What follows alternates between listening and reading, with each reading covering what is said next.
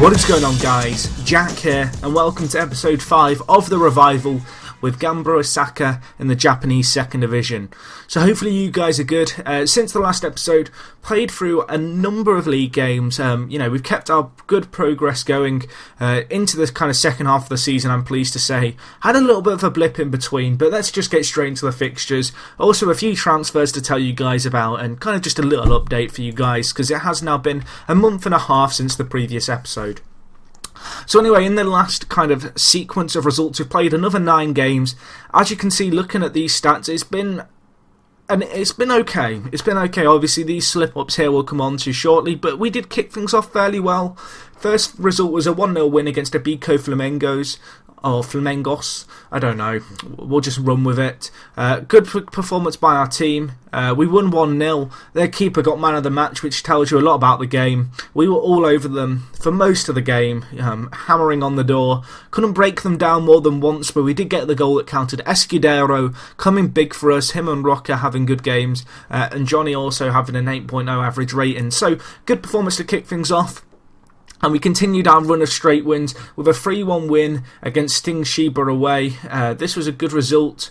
Johnny put the result beyond doubt in the very late stages of this game. It was actually a really tough game. The result does not kind of reflect how tough this game was on us. It says a lot when your 2 centre-backs get the 2 highest ratings on the pitch about how well you played in certain areas. We defended superbly. They did create a lot of opportunities, and perhaps we were fortunate to win this. But we were hard-earned and we grinded hard for it. Anyway, on the back of this, we made it 7 straight wins with a 9-0 win over Giravans. Yes, 9-0. This was painful to watch, even as kind of a manager, just seeing this team, Giravans, getting absolutely torn apart. They actually had a player sent off in the 2nd minute.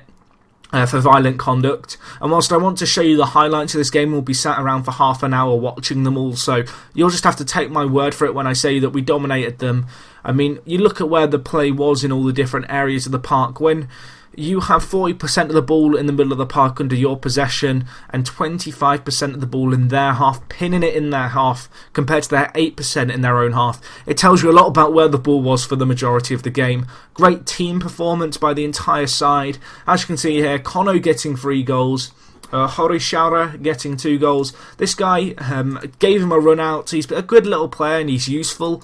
I promised him he could leave the club at the end of the season. I decided to give him a run out in the first team for a few games. He's done okay, nothing too crazy, but he got 2 goals here. It helped his morale a little. Kendo Takada as well getting on the score sheet. This guy also requesting a transfer, but again trying to rotate my squad. I mentioned last episode about how I was really trying to keep the squad happy and kind of keep morale high and try and rotate the squad with the gap that we'd emerged and kind of created. Certainly trying to keep that up. Another player, Shoki Hira, getting on the score sheet in this game. Another player who hasn't played very much, not very happy. But I'm willing to give him a run out in the first team. And at the moment, these players are starting to get happy again. And you can see here the morale's not great, but I'm pretty sure I can kind of turn it around. You can see here a lot of players asking to leave as well. And most of the players asking to leave, whilst I should perhaps be a little worried at the amount of players who have asked to leave, it's worth bearing in mind the fact that when I get promoted next year, I'm probably intending on selling a lot of these players anyway, so I'm not too concerned about that. But anyway, on the back of this 9-0 win, I don't think anyone would have predicted a 3-0 loss, and it did come at home, nevertheless, against Sapporo Mythos. They were not the better side in this game. I'm sorry, it was FM Cheese, it was FM Logic, whatever you want to call it. We were all over them, and 3-0 was just one of those results where it just felt like every shot that they had went in, and we just didn't do anything with ours. So 3-0 it finished. Disappointing. And again, for the first time in a long time, we didn't score in back-to-back games. Getting a 0-0 draw, which wasn't too bad of a result. I would have liked to have got the win. Good team performance. The problem came in the final third with just a lack of kind of finishing by our players, but defensively we've performed well. Iwashita getting man of the match. And 0-0, a good point nevertheless. Fortunately for us, this kind of a little blip here, I'd already got a few wins, so we'd pulled away. But anyway, 4-1 defeat away against Kyoto Mantis followed up this game. We actually had a sending off in the 68th minute, and whilst we were already 3-1 down at the time, it certainly didn't help our cause. If I'm honest, Kyoto just turned up and played better than us. Simple as that. We just weren't good enough on the night. Really disappointing performance. I was a bit pissed after this game, I've got to be honest. However, I was really optimistic and hopeful that we could turn it around, and we did certainly do that. As you can see here, our 3 most recent results, no dominant wins, always winning by 1 goal. But we started things off here, 1-0 win against Galeos Kagoshima. Good performance in the end. Iwashita getting man of the match. Good performance, we dominated possession as I said. Goal came from Escudero. It was a good goal in the end. Very happy with the team's performance. And it was nice to just bounce back as we have in this game, because we did need to kind of bounce back somewhere. We needed to get ourselves back into kind of contention. Not contention, but, you know, kind of prove why we're top of the league and the fact that we deserve to stay there. And I'm pleased to say that, you know, 3 wins in 3, the 9 points has certainly helped us retain our gap, which was beginning to get closed down on the teams behind us. So that was a good result, that 1-0 win. And then we followed up with a 2-1 win against Kawasaki Placer. This was a good win. 2-1, late goal coming from Shoki Hira, who of course is one of those strikers who, as I mentioned, trying to give him a chance in the first team, trying to keep him a little happier, and trying to rotate the squad a lot more. So maybe that's why we've been struggling, because I've been rotating the squad. But I don't think that is the case. I feel as if the 9-0 win kind of highlighted the fact that even with a rotated squad we can do well. But anyway, last result of this kind of fixture, kind of segment's not the right word, was this result, this 3-2 win in the end. I can't remember exactly how this game panned out. I believe we went 2-0 up and they closed it down and we managed to grab a goal. But as you can see here, Paulinho cutting in inside. Great goal for him. He's been playing superbly of late. I've been playing him on the wings and giving Usami and... oh god, what's his name? The other winger. Sorry, name's completely gone from my head. I've been just trying to rotate, you know, the players on the wings. Paulinho getting his 10th goal of the season right there. Unfortunately for us, we couldn't hold on to our lead. This was a little bit concerning, and I was kind of sat there thinking, well, here we go again, as they grabbed a goal to make it 2-1, and then they got another one from a throw-in. Tanabe getting the ball in, and then a mistake by the defence and keeper. Not really sure what happened there. However, fortunately for us, despite the fact we probably didn't deserve it, we did get a goal that mattered, and we got it very late on, 77th minute. Good little bit of interplay here. I'd made a few changes up in the final third, and I believe it was the sub who grabbed the goal here, Take, getting the goal for us, which was a good goal. Obviously assured our win, and it's left us in a very good position in the league. We're now 16 points clear with 12 games left. Great team performance so far this season, performing well. 71 goals is decent. I'm not sure if we're on anymore for 100 points, so that's probably just escaped us, but nevertheless, despite our blip, I'm very happy with the team's performance. Looking at the transfers, as you can see here, on the ins, one player to tell you about that I brought in during the window, Song Ji-hon. This guy, 26-year-old Korean, quality little player. Looking forward to seeing how he develops. Exciting, you know, 26, fairly solid player all round. He's coming in, or has come in for 85k. Yet to score, unfortunately, but I'm hoping he'll be able to gel into the squad.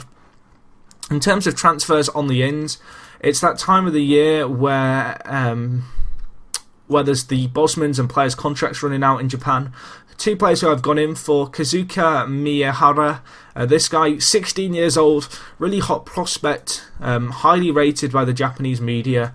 Want to get him into the squad if I can. And we also have here Ryoshi Maeda. This guy, 30 years old. I can't show you his stats because I've not fully scouted him, but he's a Japanese international. I actually eyed him up in the very first window, but he wasn't interested in coming, so I'm hoping I might be able to get him in. He wanted a wage of around 11.5k, which is what I've offered him. I'm hopeful we can get that deal done. I think he'll be a very good player for us. You can see here he's proven himself in this kind of J League level of being a player who can get double-figure goals every season. So I'm hoping he'll be able to maintain that kind of level of performance if we get promoted and if we can get him into the club. I mean, I'm pretty certain now that we'll get promoted. the title should be ours, but of course, given the fact that we slipped up of late, I've got this kind of nagging doubt in the back of my mind that maybe we're not safe yet. Anyway, looking at the goal scorers and such, Johnny's still top goal scorer. I turned off the corner glitch thing because people could complain about it. He's still top goal scorer. This is kind of what I was saying last episode about the fact that Roca hasn't been the clinical goal scorer you want up top. You look at Paulinho, Usami and Escudero. Those are the players who play out on the wing or in central midfield for the most part, so they're getting a lot of the goals. But I am still hopeful that, some of our strikers will be able to settle in. On the happiness front, overall the squad's morale is slightly improving. Less players requesting to leave, and those who have requested to leave I'm willing to let go. Johnny's a bit unhappy, and Johnny, the centre-back, he's worried about the lack of discipline at the club. Now, I've not done anything different to what I do at any other club. I fine players a week's wages if they get sent off. If they miss training, they're fined, the standard stuff. And he's the only player who thinks this. I've had this a few times. It's also when, it also seems to happen when players. Oh god, my brain's gone dead. It also seems to happen when players aren't happy with team talks.